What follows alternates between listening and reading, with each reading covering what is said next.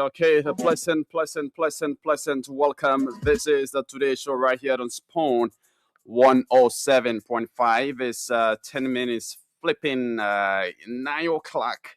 And again, would like to say congratulations to the gallant men and women of the armed forces of Liberia as we on today celebrate the 69th anniversary of the AFL.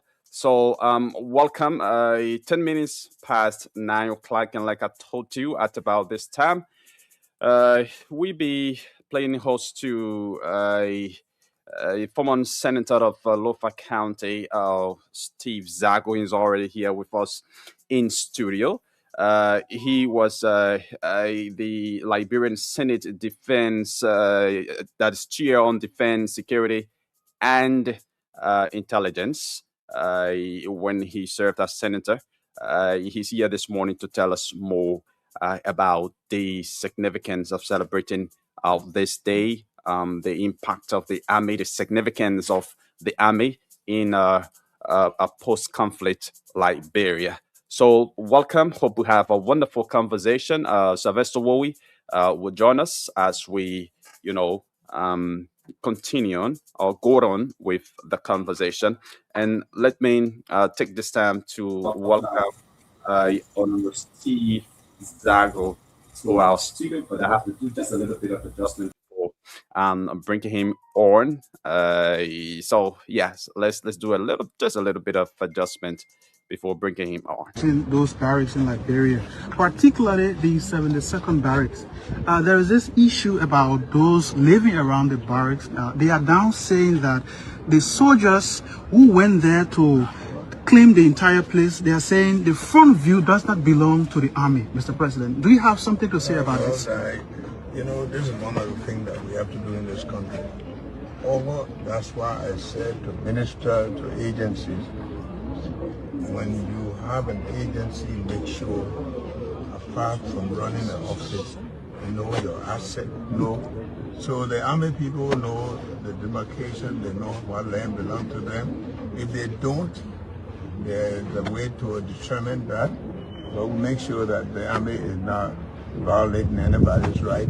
Are you going to reconsider the appeal? They are appealing to the government now to reconsider them, but because reconsider who? The occupants. The army is entitled to decent livelihood at their place. God is not making new land.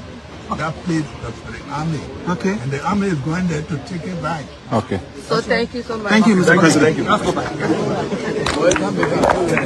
you. Okay. The President of the Republic, His Excellency Joseph Yuma Boaka there, speaking relative to the 72nd eviction saga, where he said, God is not making new land. That land belongs to the army. 30 minutes past 9 o'clock. Let's now usher in the senator. I don't know what's happening with his camera. I see it. Yeah. So okay, I think it's better now. Senator, welcome. Welcome to the show. Former senator. Thank you so much for having me. Oh my God. Okay, let's hear you. Thank you so much for having me, and thank you for the invitation to on short notice. Yeah, sure. And we apologize short notice for that. As a citizen of a state in the country, it is but fair that when the nation call demands, you come in. There has not been a better time than to celebrate the life of the military. So I'm glad that I've decided to come for this invite for to have a discussion about the military, how far they have come, how they are involved. When we serve as senator and chair the committee for 9 years, we involved with the military. I'm so proud that the military for good is living up to the expectation. Living up to expectation. Indeed, I think our military lived up to expectation. Too much have been placed into the military. Okay. I'm glad for them, and I hope we all can celebrate the deserve being celebrated today. The military history date back to the day of the colony, Chiudu Ashman in 1835, even before we had our independence. Okay. The need to organize a military came across, and then they established then what you call the militant. That basically for our border and tax collection. Okay. There are 3 years that are very important in understanding our military. 3 years. And there is a biblical account of the military that can be found in Romans 13, 3-4. Okay. They say authorities and soldiers are to be respected, and they are to enforce the law for good to maintain peace. We can check it up. So there is a reference to that. And there's a historical account, like I said, since 1835 up to now. And then another aspect is 1905. 1905. Yeah, 1905. Yeah, that time it was Barclay, Arthur Barclay. And they need to establish the first military, begun with 500 men. And then it come down.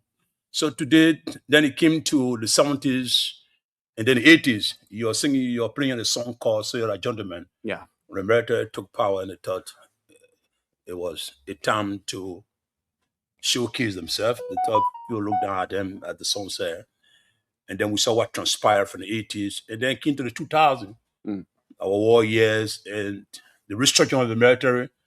And today we have a military that is professional, a force for good. May not be a huge size, but a precise size that is efficient and effective. So today I'm glad that we have a restructured military, Okay. a military that we are proud of. And today we celebrate their 69th anniversary.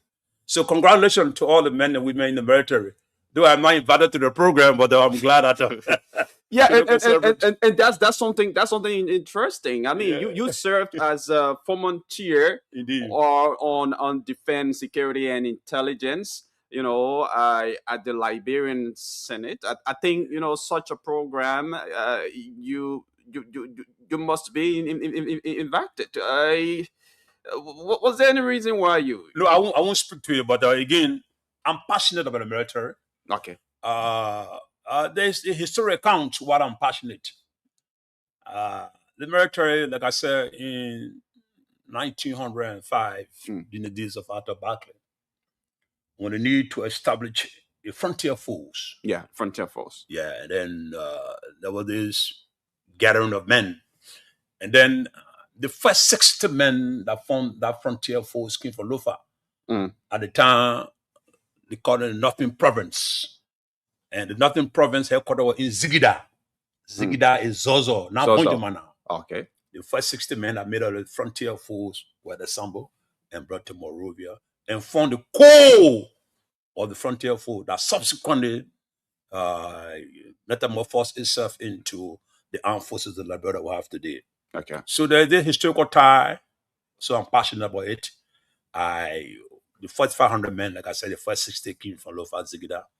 And then there is this joke about Noko. You hear the word Noko? Noko. No, you hear the word Noko. That one is called the military Noko. And Noko honors the, our own intuition will make it appear like Noko. But is it Noko? Is it one of the is it a dialect? Yeah, that one I'm Arabian now. Okay. It's from Lofa Naku. It like my in-law. Oh, my in-law. Yeah, it like during those days, Lofa people when you came to the military.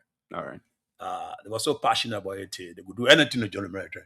Even if they would thrill their beautiful daughter or whosoever to join the military, they would do it. So, and then many of them settled in Buzekwara today. There was a prominent Lofa chief called Buze. Okay. So all of those behind or lived around there called them the Buze people. Okay. And then the word Nakwe was developed. Nakwe literally meaning my in-law. My in-law. Yeah, no quit. Is it Loma? Is it Kisi? No, basically it's Loma. Loma. And why is Loma? You see, so now too, if you see Loma, Bani, Mandingo, the words are almost the same. Okay. The words are almost the same. And understandably, the Loma is the largest, like the way you have the Gio in Nimba. Okay. Yeah, so the Loma is the largest, so the more predominant, but it cut across most of the tribes. So I'm passionate, whether invited or not, I'm always available to make my contribution. So when you give me a little notice, yeah, I thought it as a good calling to come and join you. So I'm glad that we're here today to discuss the military, and I'm prepared to answer specific questions for you. And still talking about, you know, why you were not invited, you know, to the Foreman celebration there today. One may say that that's a public program. You could go there voluntarily. No, I agree with you. Public program, but time when you public program, you want to. The military is so orderly. Okay. I mean, the protocol is rigid. All right. Yeah, and then there's too much compliance, there's too much regulation. You want to know where to go, how to go, when to go, what side you need to be, all those things. So if you are not giving specific direction, you just want to stay the foot in, watch it, and appreciate it. So I'm glad I'm watching it. I'm following it. I've been listening to the news while driving, coming to you. I will follow it. Okay. I'm so glad. Okay. Yeah. So now let's look at the difference between the AFL today and the AFL yesterday. Talking about before the war and after the war. How has the Army evolved? Yeah, like I said to you, there are some historical dates we need to catalog. Okay. When discussing the AFL. In August 31st, 1832, under the regime of Gerald Ashman, then we were calling the Liberian had independence. Yeah. That's another moment where the concept of establishing the military was conceived, and then they called it the militant at the time. Then came in 1908, Arthur Barclay, the frontier force. Yeah. That became the Armed Forces of Liberia in 1956 under William V. Stutman. And then the 80s, the military men took over. The military enjoyed huge support. Yet they enjoy huge support, but the regulations as to who become a soldier, we were not that spell out the discipline. I mean, people thought soldiers were just meant anybody who had the muscular structure, the height, the weight, the commitment, the loyalty, and we're not looking at proficiency, efficiency, and effectiveness. So, but this new military that started evolving, growing out of our war, and our international partner helped immensely. The military became inclusive. There was an issue of gender sensitivity. Okay. There was an issue of credentials. There was an issue of background check. There was issue of commitment and loyalty too. There were issue of medical fitness. All of things fell into the criteria. Some of which we didn't experience years back when we talk about the military of 1908, 1905, the military in the 80s. I saw as a result, the military became fashionalized. Okay.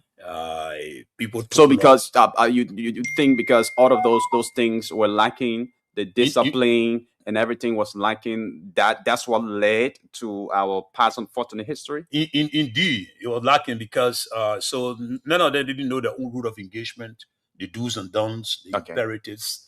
But over the years now, the military has evolved. We have young military cadets who started from 2000, 2003 up to current, many of them today.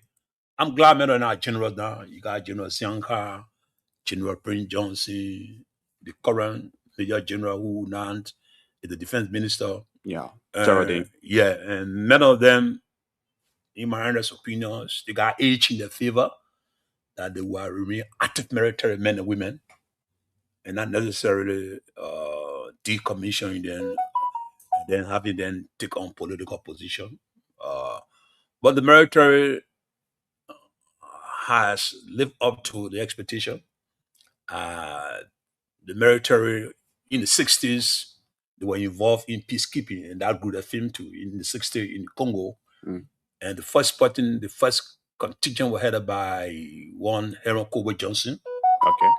and the second contingent was headed by one Dean, Lieutenant Colonel Dean. Yeah. So that in itself raised the standard of the military to when we were in the Congo. We were attached to the Nigerian brigade because we didn't have a brigade. When you talk about brigade it's less than 1,000 men and women in the military. Okay. We didn't have that, so we just had contingent. We contributed 5 contingent at different level from 1960 up to 62, 63, 64, 5. And then currently we have a military that is professional, concise, may not be huge. So now military is not the size, it's the level of proficiency, efficiency, effectiveness, and interoperability. And we see that the military is up to it. Yeah. So when you talk about a professional military, I just want you to expand more on that, because Liberians may say they don't see much, from the military.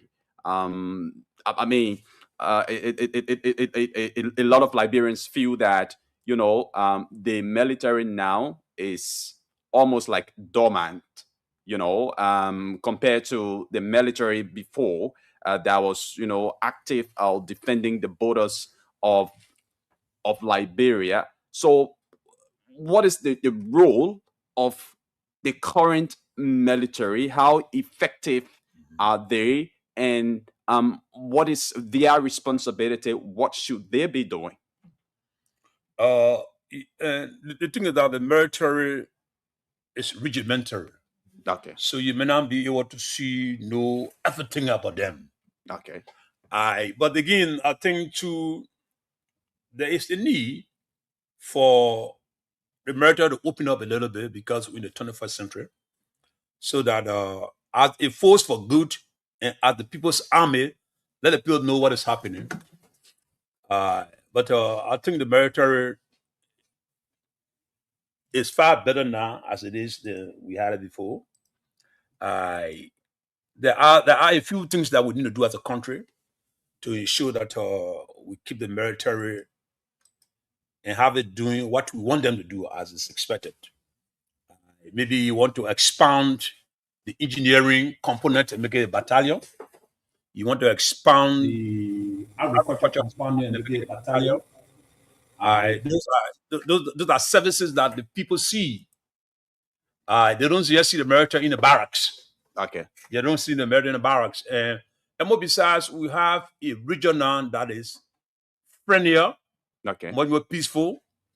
Where our threat analysis is not extended. So you may not be too worried about the infantry. Yeah. And maybe you want so now you want to see what the engineering battalion is doing, what the agriculture battalion is doing. They should be involved more into people-centered related issues. So yes, that concern is true, but the military, because of the regimentary nature of the work, you really don't see it. But in the 21st century, the military need to get more involved so that people see it. You saw when they were preparing for this 60th anniversary, they were involved in cleaning the streets of Monrovia. Yeah. Some of the area that were not clean for several months. You saw how unsanitary the things they were like. Yeah. Go there now. You see, so I think the military, and I'm not a spokesman for the military, being a former chairperson of the Defense Committee, I do know the challenges the military is faced with. And I think this government is sensitive to it, and steps are being taken.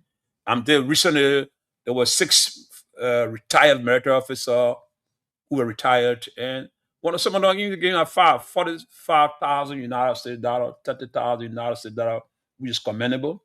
When I chaired the Committee on Defense, we were able to commission and confirm a little over 30 military officers. And then, that commissioning start from lieutenant. Okay. Many of them into include related to who had the 14 military hospital. Okay. One of those at the time, there was a young guy they called Dada. He was captain then, now to the major, who at one point in time when Lofaru was so unpliable, there was the whole contingent of the military that went there to intervene. So there's a lot more the military can do. We just need to do during times of peace.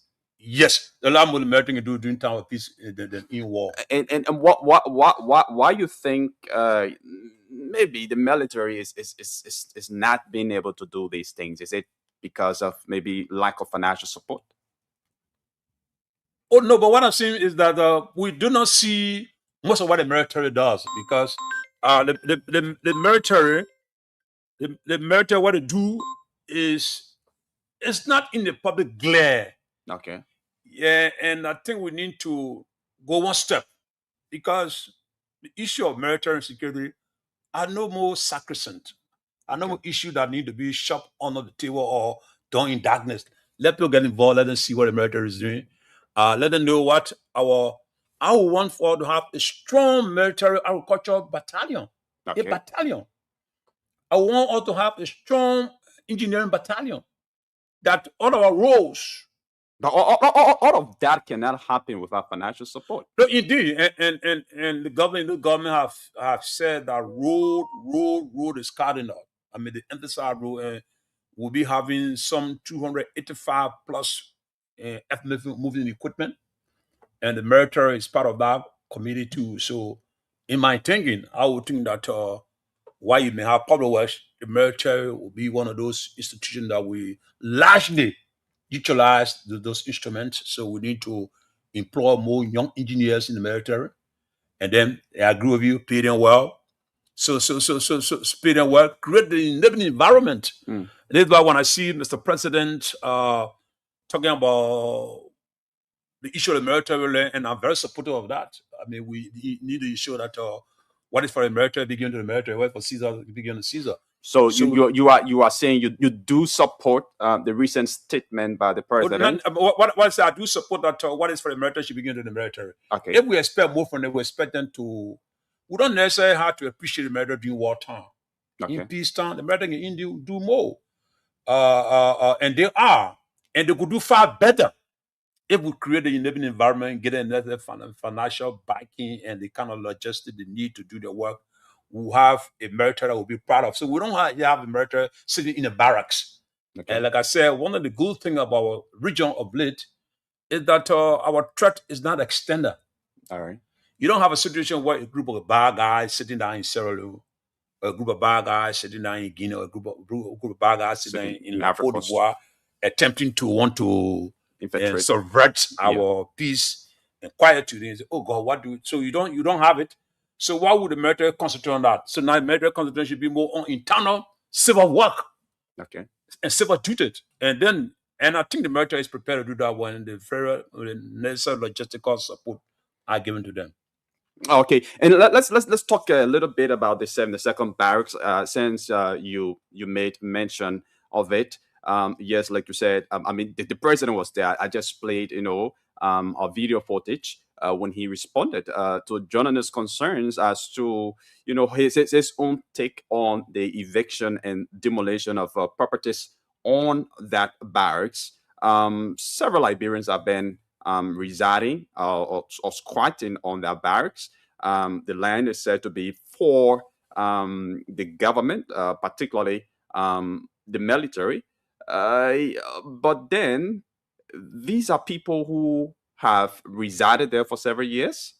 They've invested there. They've built homes and everything there. They've depended on that area. And after making all of these investments, according to them, from their own end, with a very short notice, the government comes, and try to remove them.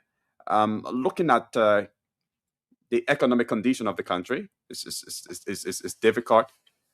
Do you think it's necessary right now to remove those individuals, especially without providing some form of compensation for them? Yes, the land is for the military, but those are people who have lived there and taken care of the land for several years, and now moving them without compensation and looking at the economic condition of the country. Do you think that's necessary?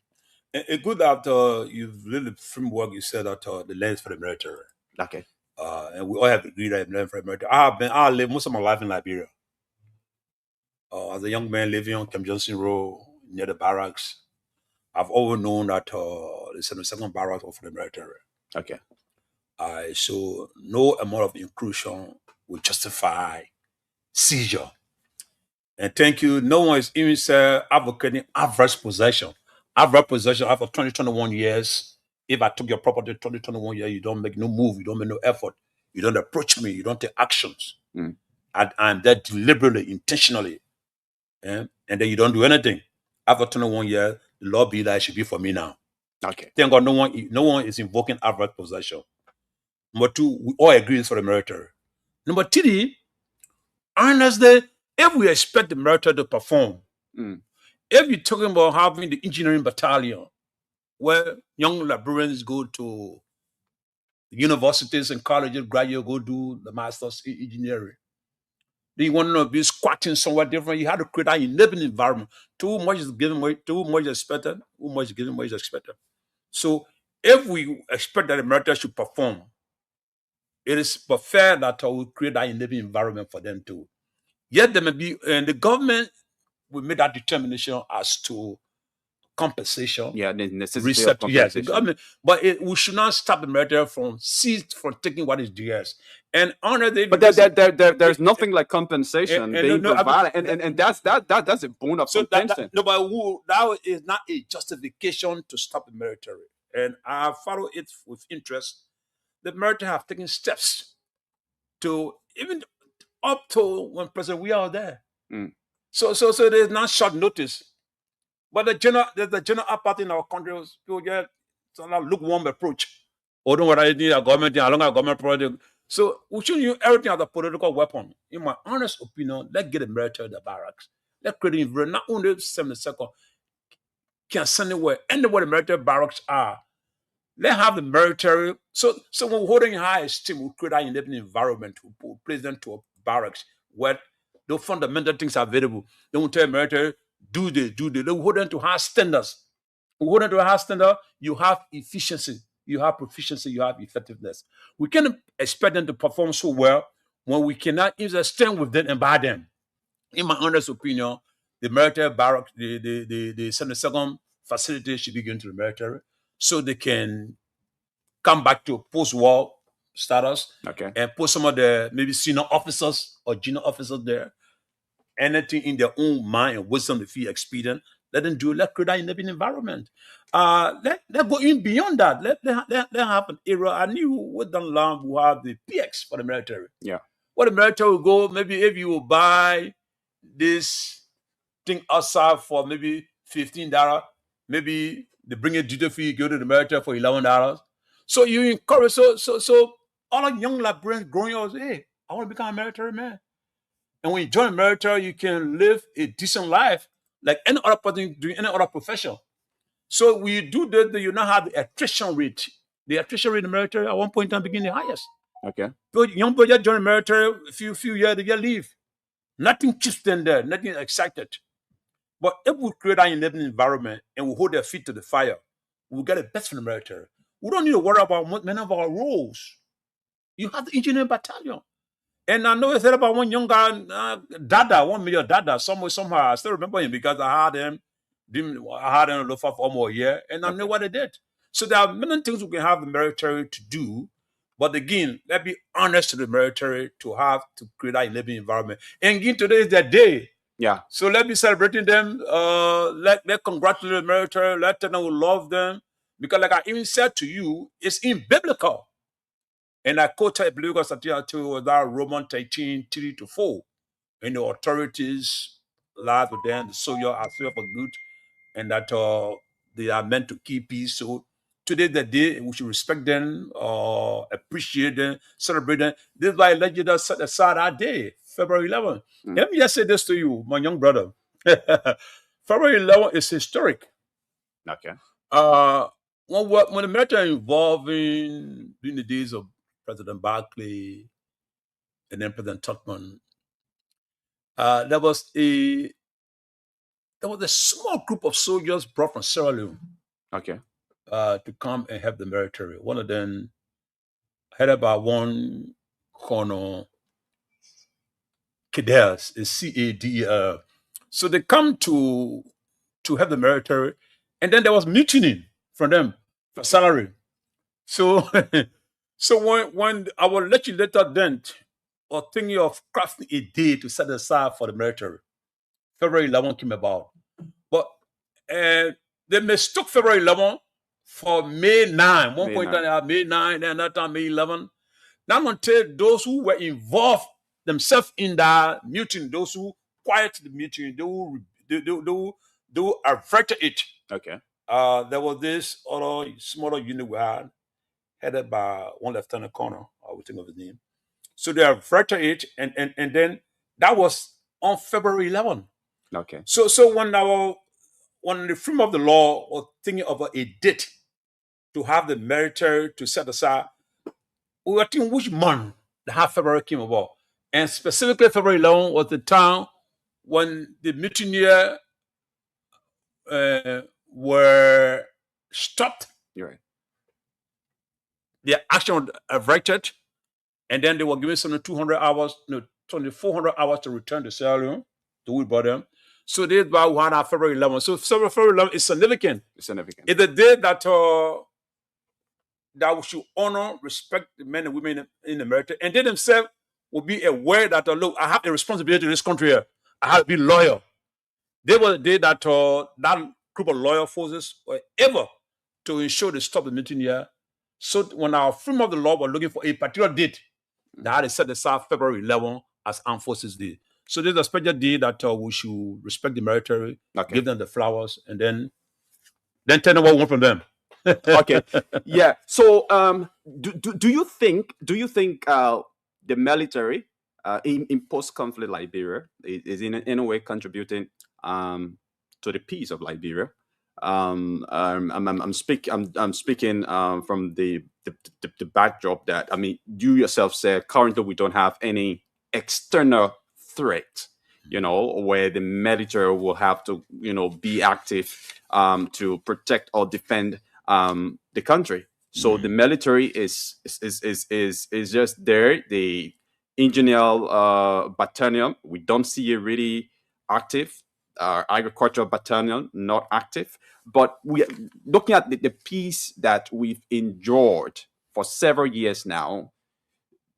What significant role you think the military has played? First, to keep the peace, to contribute to the peace. How are they doing that? They are doing that. Many of it we don't see in the public glare. Okay. But the fact that that wedding will have a military, that sense of appreciation, that sense of security that your borders are men. Recently we had a military go to the Sapo National Forest Park. The national park. We've been having challenge at our national park, even somewhere too in Grangida too. I mean, Burkina being intruding. At some point in time, when I chaired the committee on defense, we had the military to go there. So those are things the military will do, but they will not. The military work is not always on the newspaper. It's not always in the public glare. So yes, like I said, the Sapo National Park, they were there at our borders.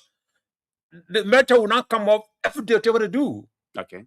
Yeah, the last time too, they were in Lofa when they believed that there was a border challenge. They were there. They've gone to the border with La Côte d'Ivoire, some river or some, with some group of people who, from our side and from that side, who are on our land, and the two countries feel concerned about it. They've gone there. But again, like I said, most of what the military does is not in the public glare. Okay. But the fact that you can go to bed and say, look, my country, Liberia, our 43 times square mile is secure, both land, border, and air, from the seaside, from our porous border.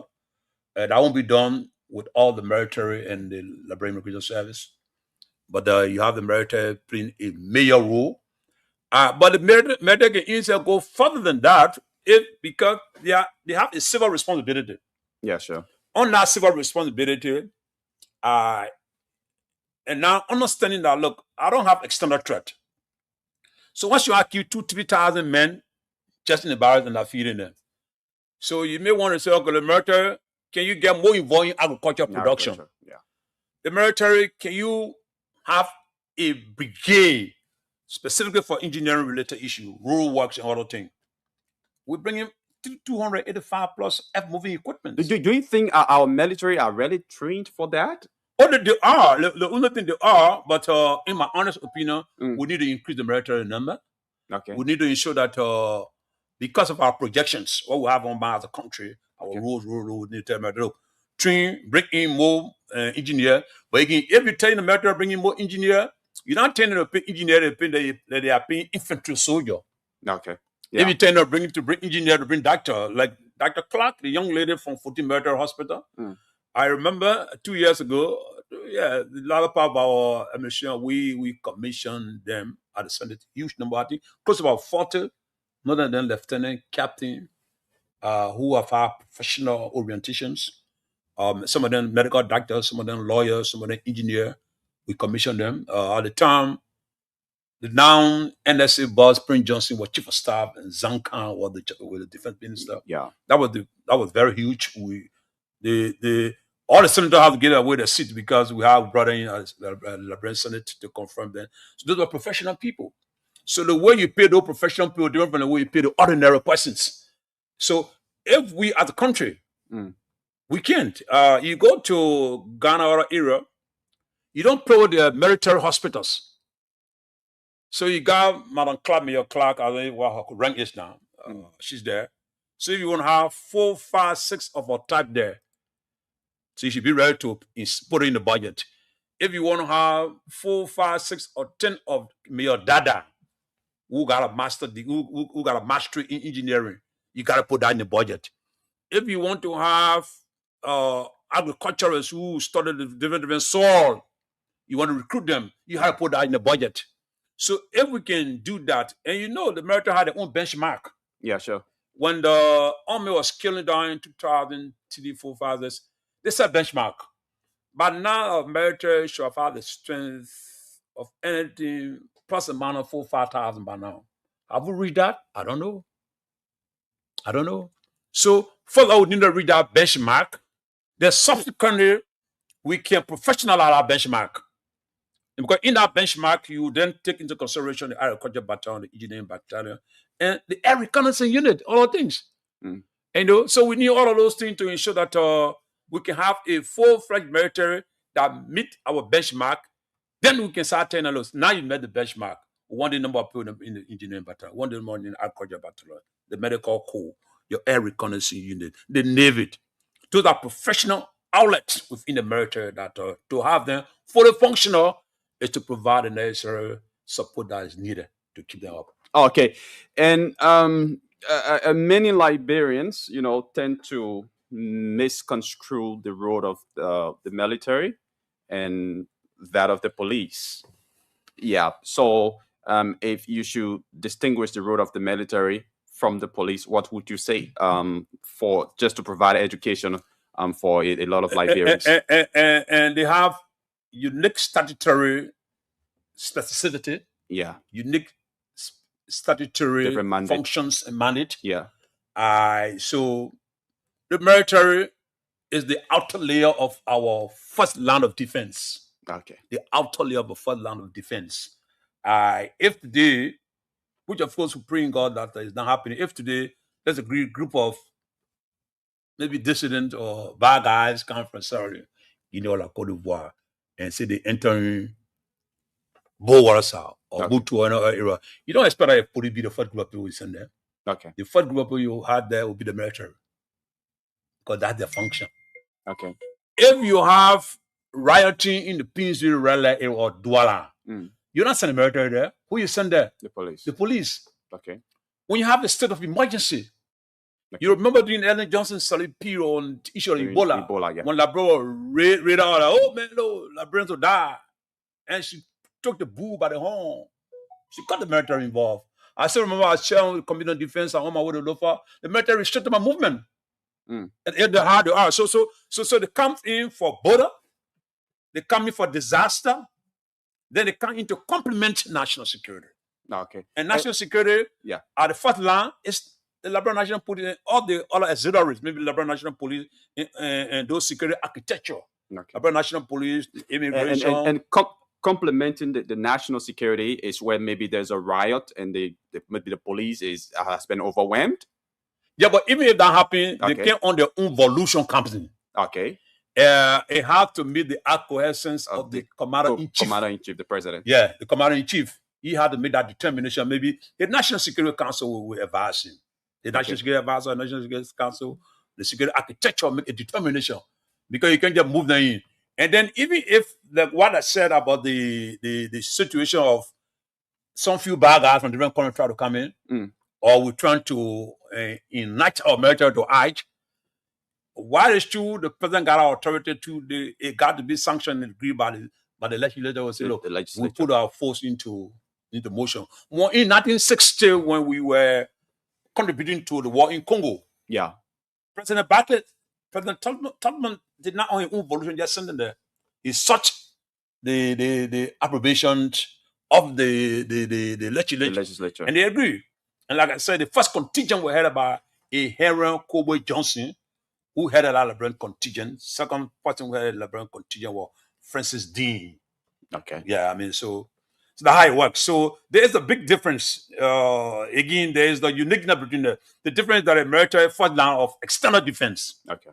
The police and other security architecture, first line of internal defense. Okay. Yeah. All right, folks, we've been joined by Sylvester Wowie on the show, and I believe he has some questions for the former senator and former chair on defense, security, and intelligence at the Liberian Senate, Honorable Steve Zago. Here is our guest in studio. But Sylvester, welcome. Let me say welcome to you, Yakazid, and let me say good morning to our many listeners. I've been following the honorable senator from all the way, and I spent more than almost 30 minutes in the compound following. I mean, I just wanted to follow this conversation, play the listening role rather than forming part of the interview. Okay, so you don't have any question for the senator? No, apparently he said all that I needed to know about the military. I think he gave us some historical analysis of the armed forces of Liberia, which is very interesting. Okay, Senator, today is Armed Forces Day. What is the significance of this day? Today is the day that the entire country need to just show some sense of appreciation to the military. All right. Today is the day that in that appreciation, they say come to showcase who they are, what they have done.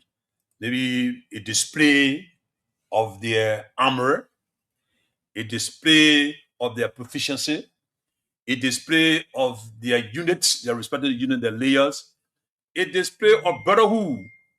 And then why it's true today is the event, but there have been several days where they have gone to the mosques, they've gone to the churches, they've done more civil work. And this time around, unlike what they do behind camera, now they have come in from the camera to do some cleaning up. They parade today, show their uniqueness. And then we just appreciate them because, like I said, as a country, we were thinking to set aside a day to just appreciate them. And so that day became February 11. And I'll give you some historical account of how February 11 evolved. And so there's the day we appreciate them for the level of work. I also challenge them too for what we think they should do better. And then we have a meeting of the mind and say, okay, look, we appreciate you for what you've done. We're challenging you. And then say you challenge you, but we can even do more. Do X, Y, Z for us, we can do more. And I think if the government and the military leadership work together, there are many more I think we can do. And while it's true, I talk about the sub-region, our national security threat doesn't seem to be extended now. It doesn't move forward our hand, doctor between our legs. Okay. In issue terms of peace, you must prepare get for war. prepared for war. The issue of access, the infiltration. You saw what happened in Niger recently. What happened in Burkina Faso? Then what happened in Conakry, Cologne yesterday? Okay. So you don't want to just throw your hand and pull it between your legs. Anything will happen anytime. You just gotta be prepared for it. So it's true that the region, the leadership is becoming the reality. There is not the need to support any suppressive activity against the neighbor. There was this guy, Paul Henry Dambiba from Burkina Faso, who sought refuge in Lomé, Togo. He sought refuge in Lomé, Togo, and then his activity there, after giving pardon, his activity there tend to undermine the peace and quietude in Burkina Faso. He was extradited there and he's facing trial. So we should, while appreciating the fact that the region is not in the business of undermining each other, it doesn't mean duck your hands between your legs, because the bad guys are still around. The bad guys look for least opportunity. Why are you doing that? Access is there. They attacking Mali, they attacking Niger. At one point in time, they attacked La Côte d'Ivoire, and we got a border with them, porous border. We got border with Guinea. So we just gotta be prepared, and so we should put the military in that readiness. So when you see all of a sudden, bam, they should hit the fence. They should be prepared, and to be prepared is to get in the kind of support they need. And I think the leadership, in my honest opinion, is doing what is expected. Are we out of the rules here? No, we're not out of the rules. Are we making effort to lead together the rules? Yeah, we are making effort. Can we do better? We can do far better. But those who are in charge to ensure we do far better should be prepared to do the utmost so we can get the maximum productivity from our military. Okay, and we've got limited time to go.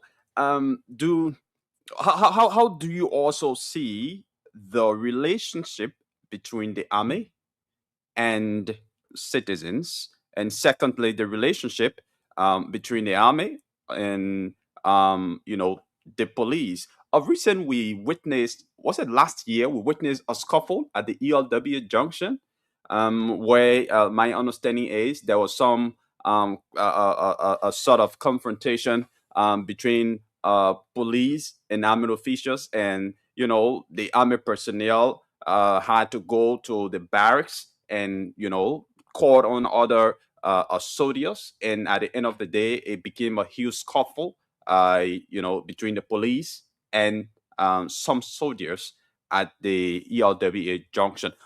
How do you look at the relationship between the army and the police, as well as the army and citizens? So let's start with the army and the citizens first. Okay. Anywhere the army is, you see the citizens almost employing them. Okay. Anywhere the military, so the relationship is cordial. Yeah, everywhere the military go, the military say keep left, everybody keep left, keep right, everybody keep right, because they know the military don't just talk; they talk and do. Okay. When the military want to pins, they talk and do. When the military want to pins to do clean up, everybody comply. Even the incident they referring to, people are employing the military. Yeah. The hard they are. The relationship between the military and law enforcement architecture, that's a different thing. And that too depends on the leadership. Okay. How they coordinate. You see, because what the underman sees a superior are doing, it informs his actions. Okay. So I think there should be more communication line between the leadership of the military. So you think there's lack of communication? No, I said there should be. I didn't say there is. There isn't. I said there should be. There's not much. There should be more of the relationship between the two, the one institution in the military and all the other paramilitary institutions. This is why I call them paramilitary. Yeah, paramilitary institutions. So if that relationship is enhanced, because we got a National Security Council, we got an Office of National Security Advisor to the President. Those are their responsibility. People should know what they are up to, what they are responsible to do, and they should do it to the best. So much is expected of them, and they should do it. So that that was an unfortunate situation. I remember your boss, Staton, called me and called the former defense minister, to seek our opinion. Look, I sort of don't come on radio to speak on issue, and that maybe it's crucial. So that moment, I remember sharing my own perspective. She had that recording. I remember sharing my own perspective, and I thought that someone went overboard. albeit in as much as the police did not at that point in time seem to have what you call camaraderie, esprit de corps. What is that? Camaraderie or esprit de corps is the relationship between and amongst men and women in military and paramilitary. Okay. So there are some things that the civilian will not know or see. We booty. That's certain thing we do. We understand each other. I mean, we should work in that direction in our spirit. If you see a military man so jam, man, maybe he ain't got enough cars, so he only motorboat trying to make his way. Hey, make sure ID card. Man, Nathan, don't do this though. You know, that kind of thing that we call esprit de corps. That's a Okay. special, eh? Yeah, that's okay. That we call esprit de corps. So the military fed that. But that too may also violate other policies. Like for example, the no-go zone policy, right? And then let's agree you got a no-go zone. And then you have a military guy who had to do from point 1 to point B. And that point 1 to point B, from point A to point B, on a commercial facilitated by a military instrument facility. Maybe a vehicle or whatsoever. But it's not available. You have to be downtown. I mean, that could be a slight exception to the general rule. Next time, don't do this. So but if we apply if we got so rigid with everything, at times it become a little bit stiff, and you may not have the kind of coordination. So the military felt a little bit disrespected. They felt they have complained once or twice, the kind of a result that they needed. And then they say, what make a man shame, making vex. And then so it went the way it went. But then I think thereafter the smoke peace point, the Johnny got involved into joint operation. Now we can meet in that way because we studied war too much and we don't want to do it again. Our capital, Monrovia, have experienced the dirtiest of everything. So it's hard on that those within the security architecture, those within the leadership need to meet often time. At the meet, the honor men will meet. Okay. And when they meet, they will align. When they align, they can come up with ideas that will enhance their work. Yeah. Okay. All right. So, folks, we do have with us in studio former Norfolk County Senator Steve Zagol as our guest, as today is Armed Forces Day, and he's former chair on the Liberian Senate Committee on Defense, Security, and Intelligence. So we just thought to invite him here, even though on short notice, to provide us to share with us his own experiences, his own education, his own insight as it relates to the Army. So it's already 10 o'clock. So let's try to wrap up. In all of what you've said, Senator Zagol, I believe the Army is still facing some challenges. What you think could be some of the challenges that the AFL is faced with right now? Looking for an outside, not inside. Looking for an outside, and considering that I chaired our committee for 9 good years, and considering that while I chaired our committee for 9 years, many of the actors are still there, young actors, because many of our Army personnel got on board from 2003. Okay. So not more than 20 plus years. So I interacted with most of them. I think we're making progress in terms of discipline, in terms of accountability, in terms of credentials and all the things. But again, before our partner could depart our soul, they told us our military needed to be a little more than 5,000 plus. Okay. They've been all there for 10 years now. So if you look at the attrition, the age, the wear and tear, and people just signing off, then there's a need for us to have more recruitment. I'm told we about to train some between 50 to 100 persons. In my mind, we didn't increase that number. Okay. We didn't ask ourselves, is the military 5,000? There's a reason why our partners work with us said we should have a projection of 5,000. Sierra Leone is almost 6,000-7,000. Ethiopia had the biggest army in Africa. You can have a military of 2,000 men and women. I mean, of a population You know, I don't do 5 million now. We're almost between 6-7 million. Don't mind this country. We there now. Yeah, that's better. We have about 6 million people. So look at the ratio of a military man to the civilian. Look at the ratio of a law enforcement officer to a civilian. I mean, so let's just give 1 to 1,000. But now we should be talking about 5,000 army personnel, where we have our air reconnaissance, full-fledged and running, as we had on the James Springfield before. We have a NAVID, many of our borders, our coastal line, we is porous. Our men who infiltrate the cartel, they will not use, they know that you don't have the proficiency, you don't have all of what it entails to mend your Atlantic, to mend the sea coast. They will capitalize on your vulnerability. And so we have that unit up and running. Then, like I said, you got engineering battalion. We should have a battalion, not just a continuum. We should have a battalion of engineering. If we can have a battalion of agriculture, we should have almost sufficient platoon to be able to make up, even if the half of a battalion. We should. So if we can have it and then reach a projection, we are not met our projection. That is the challenge. And let's call a spade in this. Okay. No mention around it. We are not met our projection. We need to meet our projection. Why should we come to commend the military for what they are, who they are, what they've been doing, and what we know they will do for manning our borders and ensuring that when there are disasters, they step in at the day for Ebola. I think we need to provide all of what we can to ensure the military meet its projection.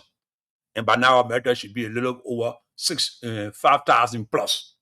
Are we there? I'm afraid we're not there. And too often we think that military number is intelligent. Military number is not intelligent. Okay. You can go to the American military strength. You can go to the Nigerian military strength. What that's the actual number. Oh no, what I say no, that's the actual number. Okay. But let me tell you what happened.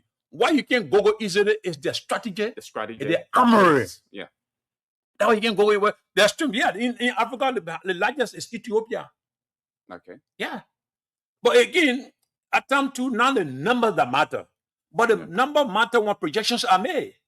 So when our partners are leaving, they say, our projection, working along with us, working in the Senate, the projection that at that time they were leaving, we should have a military that were paying close to or a little more than 5,000. We should have a law enforcement that is close to or more or a little over 8,000. One point in time, lost in the Inspector General when he told you that they were challenged with kind of manpower. He said that before. That's an area they are not present. In some country, you go there, it's appalling to see that we don't have security present. Sure. With disparity in Maserati, if we try to decentralize, Maserati is not Liberia alone. So the challenge is our strength. Let us meet our benchmark.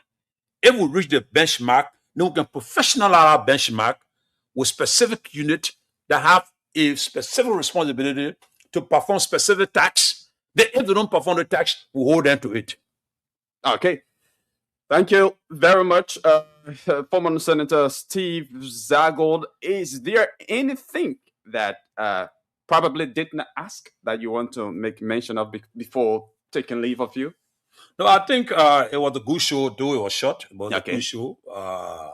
I have chosen, since I left the Senate, to focus more on family issues and other personal things. Yeah.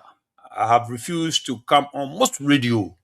All right. I've had too much a call. I had a short stay at LIS. Level I work there is cannot be compared to no Commissioner General in less than 8 months, what I did there. And then my suspension subsequently and what happened. There are a lot of calls that have come to want to hear my side of the story. Okay. But I thought it better to just let it go. So, but sometimes when you let it go, there are assumptions, maybe wrong assumptions. But over times, in the fullness of time, the truth will prevail. Okay. And history will judge us for what we've done. So I'm glad to have come here today because I'm so passionate about the military. Okay. I contributed my own way, and with other like my senator, like Senator Kwame Wise, who was a human rights person and involved with interim government. When we were always senator, we did a lot of work bringing the military to where it is today. Senator Sherman. We have experienced senators who took out the time on that defense committee. So Those strides we make our chair on Committee on Defense were not made alone. We're made working along with the late Prince Johnson too, Groupie, Senator Wisse, Senator Sherman, you name it, they were always involved. A few of them still there, Senator Brown. Whenever we have security-related issues, we all were there. So, yes, I keep my cool on several other things, but once in a while, when it comes to our own survivability as a country, our military, I'm prepared to come in and just share my expertise. So I'm here. Okay. And your relationship with the president is good. Oh no, my man, the friend of my uncle now. You got big fuss with your uncle, eh? Friend of my uncle now.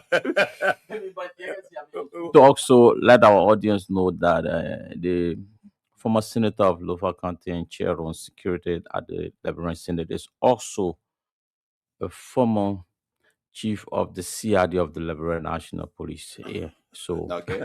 yeah. So he been involved with security for a Yeah. very long time. Yeah, sure. Sure, Senator, thank you very much. It's been a wonderful time having you, and we hope to maybe call on you on a day like this, to come and share with us your insights, your perspective about the army, since you have worked in the security sector for quite a very long time. It's been a wonderful time. Thank you very much. Thank you for having me. Okay, so folks, that's it. That's all the time we have to be here.